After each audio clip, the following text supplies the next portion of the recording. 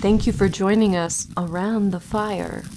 Now, want to hear a scary story?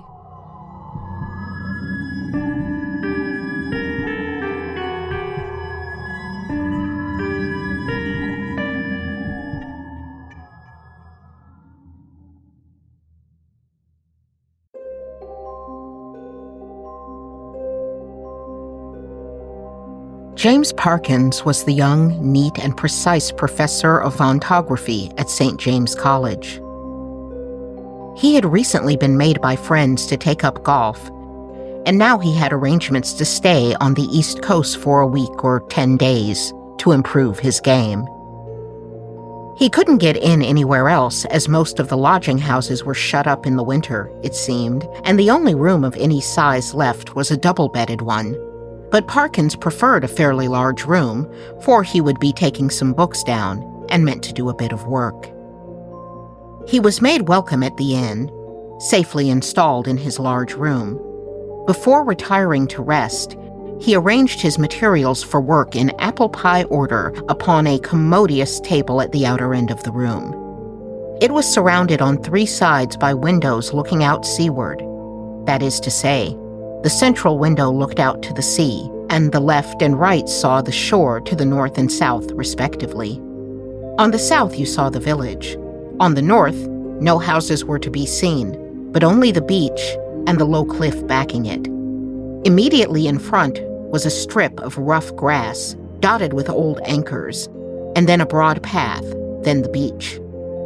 Whatever may have been the original distance between the inn and the sea, not more than 60 yards now separated them.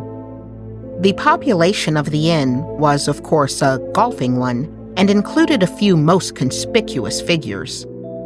Professor Parkins spent the greater part of the day following his arrival in company with Colonel Wilson, one of the hotel's most prominent and loudest characters.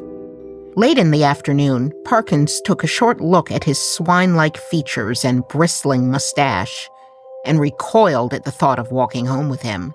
It would be wise, he determined, to allow the influences of tea and tobacco to do what they could with the colonel before they should meet again for dinner.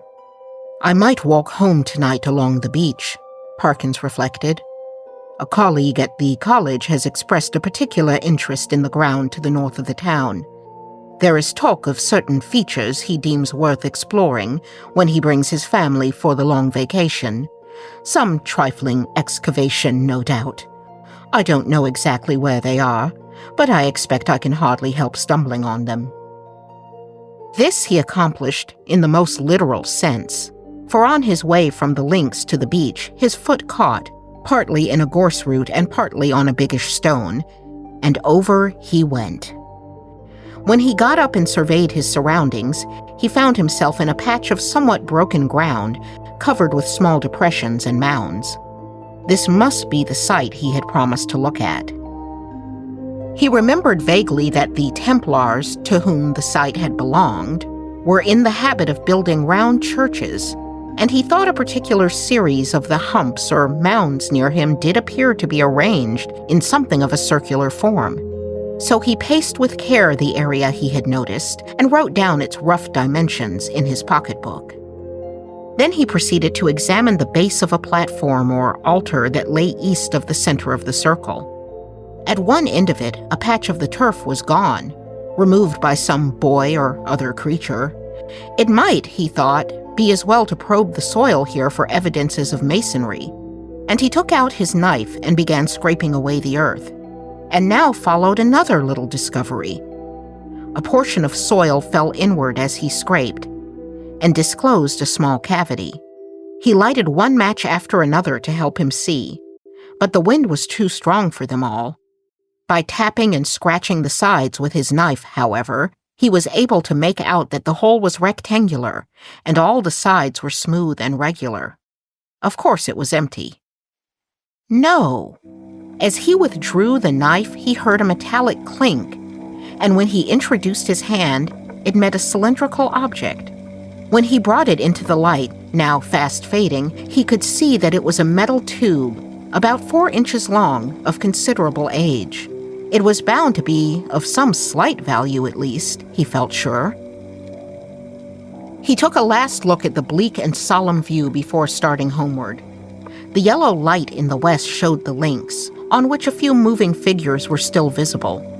The squat Martello Tower, the lights of the village, the pale ribbon of sands intersected by black wooden jetties, and the dim and murmuring sea. The wind was bitter, but at his back as he quickly rattled and clashed through the rocks and sand, upon which, but for the black wooden barriers which had to be overtaken every few yards, the going was both good and quiet. One last look behind, to measure the distance he had made since leaving the ruins, showed him a prospect of company on his walk, in the shape of a rather indistinct figure who seemed to be making great efforts to catch up with him, but made little, if any, progress. Parkins thought that he almost certainly did not know him, and that it would be absurd to wait until he came up. Company would really be very welcome on that lonely shore, if only you could choose your companion. What should I do now? He thought. If I looked back and caught sight of a dark figure with horns and wings. Luckily, the gentleman behind is not of that kind, and he seems to be about as far off now as when I saw him first. At this rate, he won't get to dinner as soon as I shall, and, dear me, it's within a quarter of an hour. I must run. Parkins had, in fact, very little time for dressing. He met the colonel at dinner, where peace, or as much of it as the gentleman could manage, reigned once more. Dinner was followed by hours of card games, and Parkins was a more than respectable player. When he retired towards 12 o'clock, he felt that he had spent his evening in quite a satisfactory way. As he went along the passages, he met the boots of the bellboy, who stopped and said, "Beg your pardon, sir, but as I was brushing your coat, sir, something fell out of the pocket. A piece of pipe or something of that, sir. I put it on your chest of drawers, sir, in your room. Good night, sir." Parkins was reminded of his little discovery of that afternoon. With some considerable curiosity, he turned it over by the light of his candles. It was bronze, he now saw, and shaped very much in the manner of a modern dog whistle. In fact, yes, certainly it was. Actually no more nor less than a whistle. He put it to his lips, but it was quite caked up with earth, which would not yield to knocking but must be loosened with a knife. Parkins tidily cleared out the soil onto a piece of paper and took the ladder to the window to empty it out. The night was clear and bright, and he stopped for an instant to note a belated wanderer stationed on the shore in front of the inn. Then he shut the window and took his whistle to the light again. Why, certainly there were marks on it, and not merely marks, but letters. A little rubbing rendered the deeply cut inscription quite legible, but the professor had to confess, after some earnest thought, that he was a little rusty in his Latin. Still, the inscription seemed simple enough. He crudely sounded out, "Quis est iste qui venit?" It ought to mean, "Who is this who is coming?" he thought. Who is this who is coming? Evidently, the best way to find out is to whistle. He blew tentatively and stopped suddenly, startled and yet pleased at the note he had elicited. It had a quality of infinite distance, soft as it was, and he somehow felt it must be audible for miles around. It was a sound, too, that seemed to have the power, which many scents possess, of forming pictures in the brain. He saw quite clearly a vision of a wide, dark expanse at night, wind blowing, and, in the midst, a lonely figure.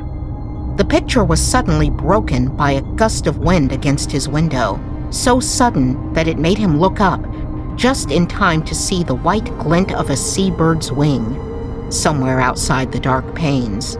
The sound of the whistle had so fascinated him that he could not help trying it once more, this time more boldly. The surging winds burst forth from the window with a tremendous gust, blowing both candles out. Goodness, I knew that window fastening was no use. The first thing was to get the window shut. Parkins struggled almost as if he were pushing back a sturdy burglar, so strong was the pressure. It slackened all at once, and the window latched itself with a bang. Now to relight the candles and see what damage, if any, had been done. No, nothing seemed amiss, but the noise had evidently roused at least one member of the household. The colonel was heard stumping on the floor above in his stockinged feet, and growling.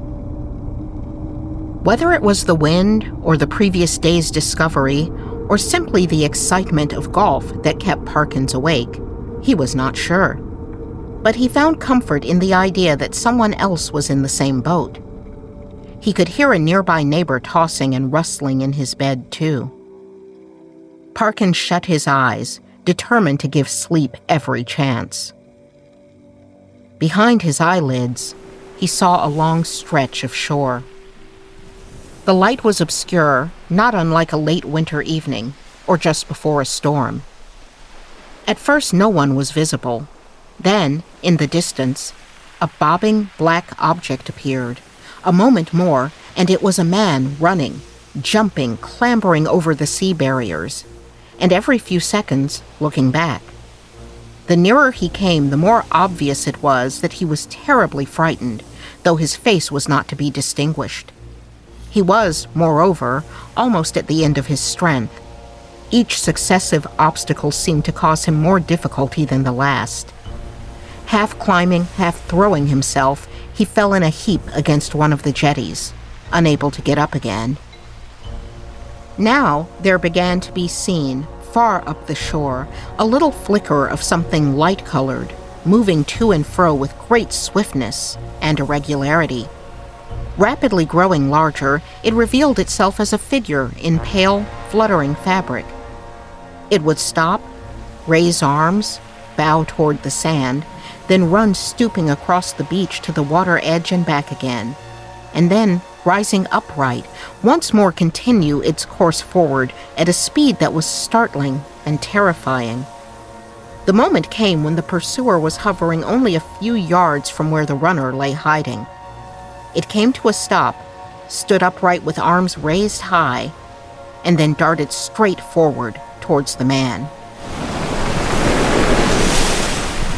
It was at this point that Parkins failed to keep his eyes shut. He finally resigned himself to light his candle, get out a book, and pass the night waking, rather than be tormented by this persistent panorama. The scraping of match on box and the glare of light must have startled some creatures of the night, rats or whatnot, which he heard scurry across the floor from the side of his bed with much rustling. A candle and book were duly procured, over which Parkins pored till sleep of a wholesome kind came upon him. For about the first time in his orderly and prudent life, he forgot to blow out the candle, and when he was called at 8 for breakfast, there was a sad mess of guttered grease on the little table. When he returned to his room from the morning meal, he found one of the maids finishing the making up of his bed. "Would you like any extra blankets, sir?" she asked. "It seems likely to turn rather colder." "Ah, thank you," said Parkins. "Yes, I think I should like one." "Which bed should I put it on, sir?" she asked. "What? Why, that one, the one I slept in last night," he said, pointing to it. "Oh, yes. I beg your pardon, sir, but you seem to have tried both of 'em." "Really?" said Parkins. "I certainly never touched the other except to lay some things on it." "Leastways, we had to make 'em both up this morning. All the things was crumpled and throwed about all ways, quite as if someone had a very poor night, sir." "How very absurd," said Parkins. "I may have disordered it more than I thought when I unpacked my things. I'm very sorry for the extra trouble." "Thank you, sir. It's no trouble, I'm sure," said the maid, and departed to giggle with her colleagues. Parkins set forth with a stern determination to improve his game. He had been paired once again with the colonel, who became quite chatty as the morning advanced, and his voice boomed out over the flats. "Extraordinary wind we had last night," he said. "In my old home we should have said someone had been whistling for it." "Is there a superstition of that kind in your part of the country?" asked Parkins. "I don't know about superstition," said the Colonel. "They believe it all over Denmark and Norway and on the Yorkshire coast, and my experience is that there's generally something at the bottom of what these country folks have held to for generations." "I think I ought to tell you that my own views on such subjects are very strong," Parkins said, with slight hesitancy. "I am, in fact, a convinced disbeliever in what is called the supernatural." "What?" said the Colonel. "Do you mean to tell me you don't believe in ghosts or anything of that kind?" "Nothing whatever of that kind," returned Parkins firmly. "Now, as to whistling for the wind, let me give you my theory. The ways of the winds are not perfectly known. Say a man of eccentric habits is seen whistling on the beach at some unusual hour. Soon afterwards, a violent wind rises, yet a man who could read the sky or who possessed a barometer could have foretold that it would. The simple people of a fishing village have only a few rough rules for prophesying weather. Now take last night's wind. As it happens, I myself was whistling. I blew a whistle twice, and the wind seemed to come absolutely in answer to my call." "Whistling, were you?" The Colonel stopped. "And what sort of whistle did you use?" "It's a rather curious one. I have it in my... No, I see I've left it in my room. As a matter of fact, I found it yesterday." And then Parkins narrated the manner of his discovery. In fact, they got on so well together that there was no talk on either side of separating after lunch. Both continued to play well during the afternoon until the light began to fail them. Parkins had meant to do some more investigating at the ruins, but one day was as good as another. He might as well go home with the Colonel. As they turned the corner of the house, the Colonel was almost knocked down by a boy who rushed into him at the very top of his speed, and then, instead of running away, remained hanging onto him and panting. The boy was almost speechless with fright. When he got his breath, he began to howl and still clung to the Colonel's legs. He was at last detached, but continued to howl. "What in the world is the matter with you?" said the two men. "I seen it wave at me out the window," wailed the boy, "and I don't like it." "Pull yourself together, my boy," said the irritated Colonel. "What have you seen? What window?" "The front window it was at the hotel," said the boy. At this point, Parkins was in favor of sending the boy home, but the Colonel refused. He wanted to get to the bottom of it, he said, and if people had been playing jokes, they should suffer for it in some way. By a series of questions, he made out this story. The boy had been playing with some others on the grass in front of the inn. Then they had gone home to their teas, and he was just going when he happened to look up at the front window and see it waving at him. A figure of some sort, in white, as far as he knew, waved at him, and it wasn't an ordinary person. Was there a light in the room? No, he didn't think to look if there was a light. Which was the window? The second one, it was, the big window with the two little ones at the sides. "Very well, my boy," said the Colonel. "You run away home now. I expect it was some person trying to give you a start. Another time, you just throw a stone. Well, no, not that exactly, but go and speak to the waiter or ask for Mr. Simpson, the landlord, and say that I advised you to do so." The boy's face expressed doubt as to the likelihood of the staff lending a favorable ear to his complaint.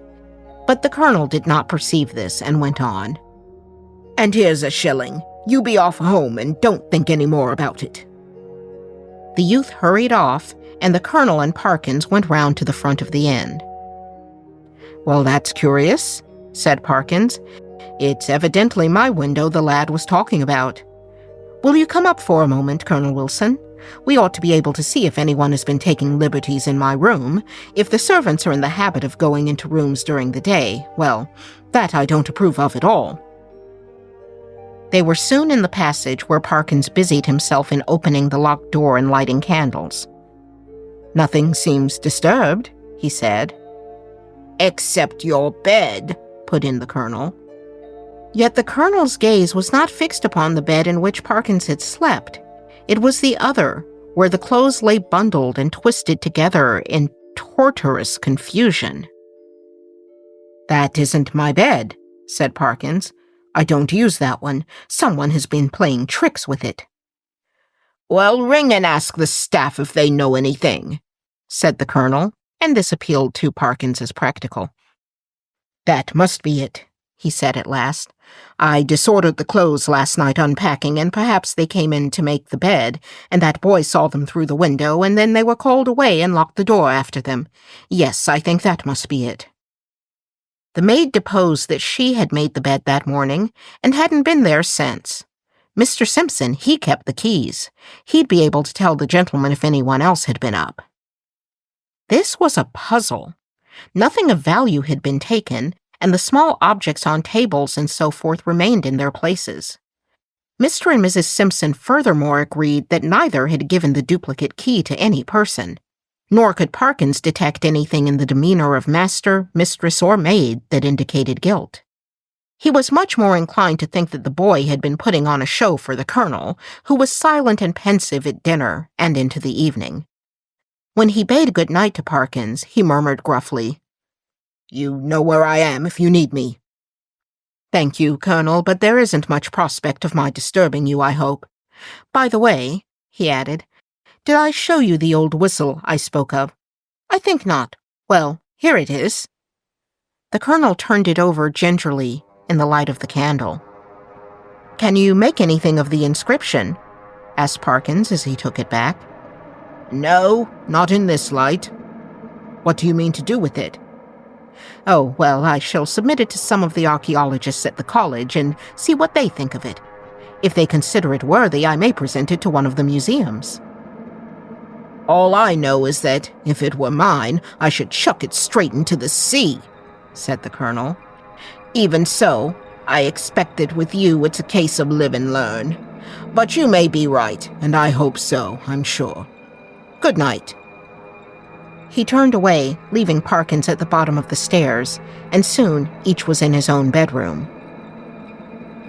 There were neither blinds nor curtains to the windows of the professor's room. The previous night he had thought little of this, but tonight the bright moon was shining directly on his bed and would probably wake him later on. He was a good deal annoyed, but he succeeded in rigging up a screen with the help of a railway rug, some safety pins, a stick, and umbrella, which, if it held together, would keep the moonlight off his bed. And shortly afterwards, he was comfortably in that bed. When he had read long enough to wish for sleep, he cast a drowsy glance round the room, blew out the candle, and fell back upon the pillow.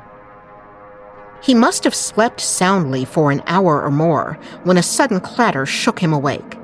In a moment he realized what had happened. His carefully constructed screen had given way, and a very bright, frosty moon was shining directly on his face. This was highly annoying. Could he possibly get up and reconstruct the screen? Or could he manage to sleep if he did not?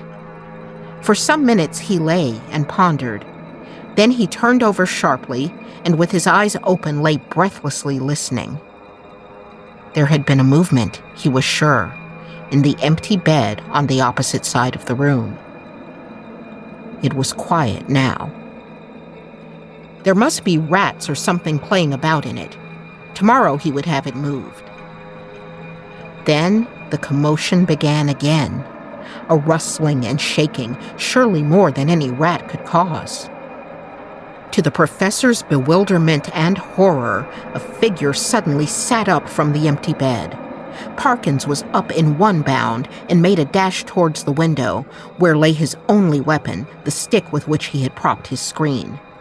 This was, as it turned out, the worst thing he could have done, because with a sudden and smooth motion, the shape slipped from the empty bed and took up a position in front of the door with outspread arms. The idea of getting past it and escaping through the door was intolerable to him. He could not bear to touch it, and as for it touching him, he would sooner dash himself through the window. It stood in a dark shadow, and now it began to move, stooping, seeming to feel about itself with its muffled arms groping in random fashion. Turning halfway from him, it suddenly darted towards the professor's bed and bent over and felt the pillows in a way which made Parkins shudder as he had never in his life thought possible. It seemed to know that the bed was empty, and then, moving forward into the light and facing the window, it showed for the first time what manner of thing it was. A horrible, intensely terrible face of crumpled linen. With quickness it moved into the middle of the room, and, as it groped and waved, one corner of its drapery swept across the professor's face. He could not keep back a cry of disgust, and this gave the blind searcher an instant clue. It leapt towards him, and the next moment he was halfway through the window backwards, uttering cry upon cry at the utmost pitch as the linen face thrust itself into his own. At this, the door burst open. It was the Colonel, just in time to see the dreadful scene at the window. But when he reached the figures, only one was left. Parkins sank forward into the room in a faint, and before him on the floor lay a tumbled heap of bedclothes. The Colonel asked no questions, but busied himself in keeping everyone else out of the room and getting Parkins back to bed, and himself occupied the other bed for the rest of the night. Early on the next day, Colonel Wilson left the hotel carrying a small object between his finger and thumb, which he cast as far into the sea as a brawny arm could send it. Later, a column of black smoke was seen rising from the grounds behind the inn, where the accursed, ghostly white draperies were consigned to the flames by the bewildered bellboy. Exactly what explanation was patched up for the staff and visitors has long been forgotten, but the professor was somehow cleared of the ready suspicion of delirium, and the hotel of the reputation as a haunted house. There is little doubt as to what would have occurred had the Colonel not intervened in time. Parkins would have either tumbled from the window to his death, or else succumbed to madness. Still, the mark upon his mind meant the rest of his days would be spent nervously watching the horizon for that dark, distant figure, ever following, ever lingering, like a shadow against the yellow sky.